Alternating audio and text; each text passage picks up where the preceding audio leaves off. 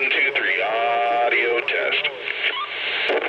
Hi, this is CB Radio Magazine, and yes, the President McKinley CB Radio family continues to grow. I started out with the President McKinley USA here when it originally came out. It's an AM single sideband radio, fantastic radio. So this orange face one has been with me since it came out brand new. Never skipped a beat, never had any issues, made thousands of skip contacts on it. It's been a fantastic radio. I would say probably the best radio that was available on the market for the last 10 years in terms of a mobile FCC certified CB radio. I then picked up the President McKinley EU.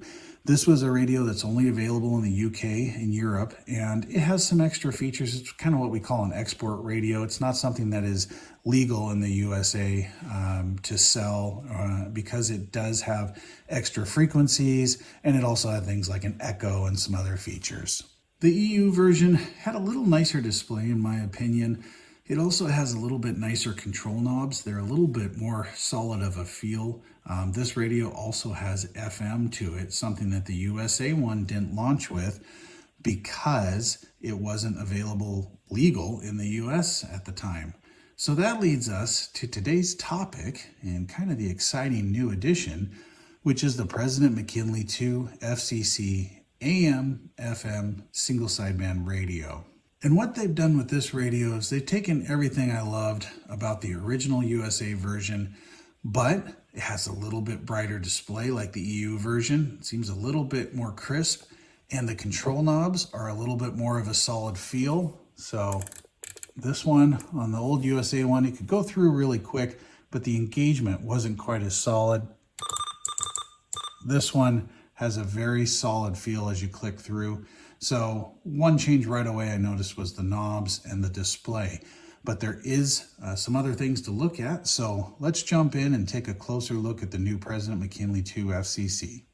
The President McKinley II maintains the small compact size of the original. These radios are about 7 inches by 7 inches, so they can fit pretty much in any newer vehicle, no problem. That's one of the big problems with newer vehicles is there's less space for mounting radios. And this radio is a great one for mounting in those newer vehicles.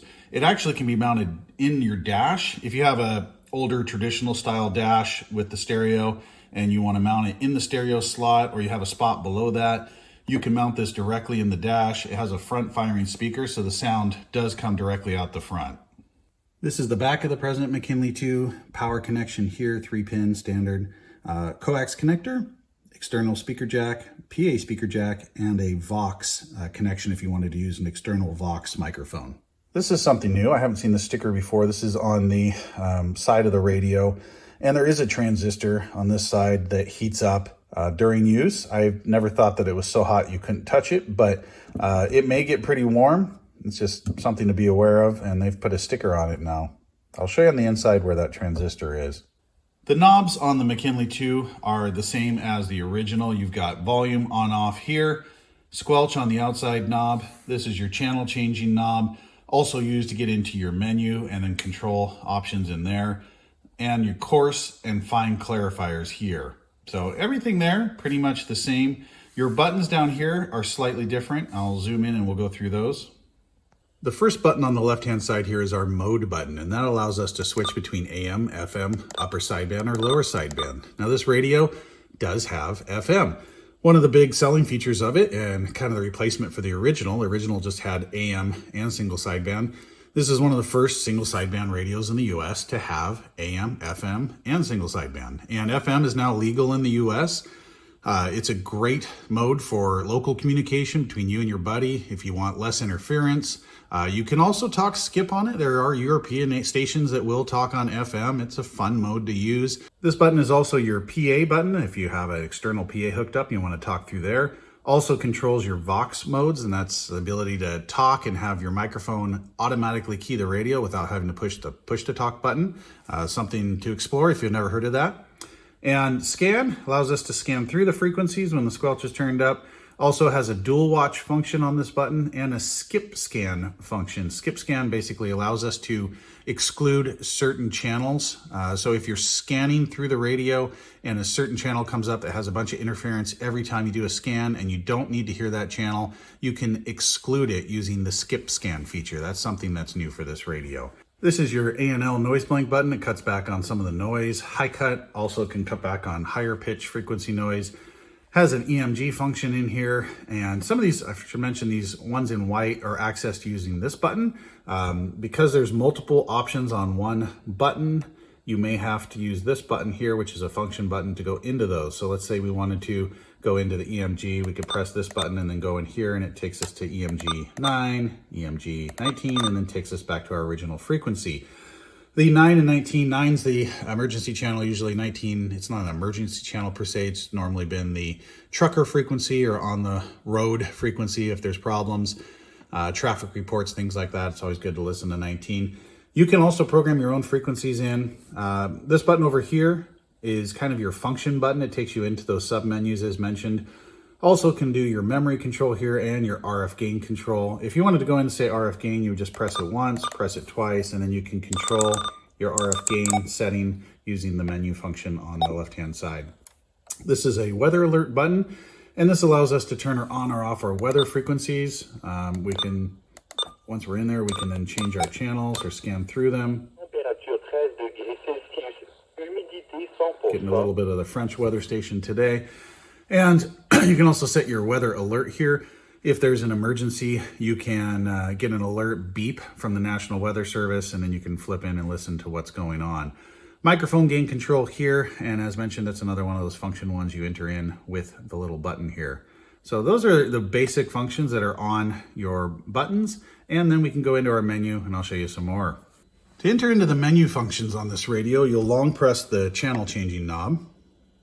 And the menu options are pretty much similar to the original. Once you're into the menu, you'll use the left-right control on the channel changing knob to change between the options. Starting off, if you want to go into one, you just once press, single press on the channel changing knob, it takes us in. Now we can change our color. That's our first option. More colors in here than the original McKinley. Next up, we got our dimmer control, so you can dim your display. I usually just run it full up for visibility. Same thing with the contrast. You can adjust how bright the numbers appear. On the camera here, it doesn't catch that, but in real life, it gets a lot dimmer. Key beep, this is kind of an important one, in the sense that if you don't want to hear a beep every time you do something, the radio comes standard with that on. So I usually turn that one off right away. If you're worried about bumping something, this can be a nice one, lets you know when you've changed channels. Roger beep, this does have a single Roger beep you can enable or turn on or off. Microphone type, you can switch between a dynamic. A lot of older power mics and stuff are dynamic microphones. If you want to wire one up, you'll need to switch to that function, or you can use the electret function on this. Next up is your SWR. If I hold this in, it'll give us an SWR estimate display. It'll measure. Oops, it took us out of the menu by accident there, but you can see there it's saying we have a 1.2 SWR. I think we're actually better than that. So accuracy on these is always, good for a quick check, but I always recommend using an external SWR meter if you want to be very careful. Tone control, this allows us to go up or low. Tones kind of bassy or treble, depending on what you want to hear on the audio. Oops, I went out of there by accident again. Got to stop doing that today. All right, back in. And next up, this is our EMG function. This one's actually pretty cool, and I'll explain why. The EMG function isn't new on this radio. It is something that was on the previous one as well as the memory channels, but it's a really neat feature. So I'm just going to touch on it real quick. So if you're in the EMG, in the menu, and you go into EMG 1, basically it allows us to change the channel frequency to whatever we want. So we can pick the mode that we want. So let's say we're going to pick FM. We can pick the channel we want.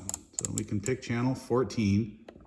And now we've saved that for the EMG 1 function. Now we can go into EMG 2 and 38. I like lower sideband. We're gonna choose channel 38. And now we jump out of there. And basically the information is now saved. So we're on channel 10 AM. We're driving down the road. And let's say we wanted to check those other channels real quick. And you could leave it for 9 or 19. You could have it do it this way, but you just press the button here and then the EMG button. And in 2 presses, you can get to these other channels and modes. It saves the mode, and it also will save like your A&L or high cut. So look, we're on channel 14 FM. 2 presses and we're at channel 38 lower sideband. 2 presses and we're back to our original channel. That's way easier than trying to go, hey, I want to go to lower sideband and I want to go to channel 38. And you can't do that while you're driving down the road, right? That's a pain in the butt. So that's where these EMG functions come in really handy. And same thing with the memory functions. Again, you can save up to 3 memory channels in here. It saves the mode, the channel, and some of the information for your noise canceling stuff. And basically all you do is you will just hold down the memory button and you'll see a little memory light flash there. And then you can press to go to the different channels. We're on M1, which I already had saved as lower sideband 38. If I make the M memory flash again and press M2, it takes us to channel 6 AM. Do it again. And number 3 takes us to channel 16 FM. If I want to go out of there, I just change the channel. I'm out of my memory channels. So I like both of those features. They're really neat. You could potentially then kind of save up to 5 different ones. You could enter ones via the memory, or you could enter via the emergency. I like the emergency because it's actually kind of quicker to flip between all of those. You know, it's really fast. But again, the memory functions work cool. Super handy, saves the mode, saves the channel. So just easy to flip between those. Something I think is really cool on this radio. Okay, PA set. You can set up your PA to have a couple different ways that the audio goes out. You can have it just be your microphone audio, or you can also have it be the audio coming out of the radio. Reset, if you want to blank everything out and go back to just your original settings, you just go into the reset and press into there, and it sets everything back to how it was from the factory. One thing I wanted to show you real quick is that skip scan feature, which is pretty neat, especially if maybe you're a sideband guy or you're an AM guy and you only want to scan certain frequencies. So for instance, I'm on channel 1 right now and I have the scan feature enabled. If I go out of this, I can just change channels normally. But if I go into the scan feature, you'll see I'm on channel 1, channel 2, and if I go up through these frequencies, what you're going to notice is it's going to make a big jump in a second. Bam, it's gone up to 26 from channel 7. That's because I've excluded all of the frequencies between 7 and 26. And what I'm going to do is I'm going to exclude the rest of these because I'm a sideband guy, right? So I'm going to try and do it so it's just scanning maybe from like 35 to 40 and then just go back 35 to 40 only. And what you do is you just hold down for a second and then it'll lock out that channel. And that's 3 is locked out, 4 is locked, or 4 is locked out, 5, we'll do that. 6 and 7. Now we'll go 26 lockout, 27 lockout, basically skip scan. We're skipping all of these guys, right? We'll see if this ends up working correctly when I get done. And okay, I think I've skipped everything. Oh, number 34, I'll skip that too. All right, so here we go. 35, 36, 37, 38, 39, 40. And now when I turn up my squelch and I'm on lower sideband, it's only scanning my sideband frequencies that I like to use. So this is really cool. I think this is a really neat feature, and you know, it's just basically kind of programmable scanning in that sense, but you're excluding all those frequencies you don't want to hear, and it doesn't have to be all in a row. I could scan for only say channel 6, channel 18, channel 11 if I'm an AM guy or whatever, maybe 19 in there. If you're a sideband person, you can just scan the upper frequencies. So very cool feature. That's skip scan. Excuse the shaky camera work, but I wanted to show the original McKinley versus the new one. It's pretty easy to tell which one is the new one with FM as it has the additional board over here. But if you look at the original McKinley USA and then at the new McKinley II, you will see they are completely different boards. The layout is different. Adjustment points are going to be in different locations. So if you've gotten used to making adjustments on this one, you're going to have to find the new locations on this one. Still able to go in and adjust certain things. I know a lot of the newer radios are going to service only menus to get into stuff, but these ones still do have adjustment points on the board, and they are still labeled. So I don't know if you guys can see that in the camera here, but they still are labeled for mod, ALC, things like that. So for you guys that have the right equipment, hopefully, and you want to make adjustments, you can still do that on these radios. The part that was getting hot that I was talking about is on the side there. And you can see the transistor on the side. And it does get a little warm on that side of the case. Same thing with the old radio, that was common. It looks like a different part in the newer one. So it'll be interesting to see with testing what comes out of that. So anyway, that's the inside of the radio. So that's an overview of the present McKinley II FCC. All the fun features of the original, plus a little bit more FM. Has a little bit better build quality, I'd say, and the display seems just a little bit crisper. If you want a little more detail on some of the features, go watch the video I did on the original McKinley, and then between the two videos, I think you'll get to know everything you need. And I will say it's early testing, but I think this radio is going to outperform the original by a little bit in terms of the performance levels. So that's it. Hopefully you enjoyed the video, and hopefully you guys get a chance to try this one. Excited to see President keeps kicking them out, and love to see the new radios from them. Thanks for watching CV Radio Mag.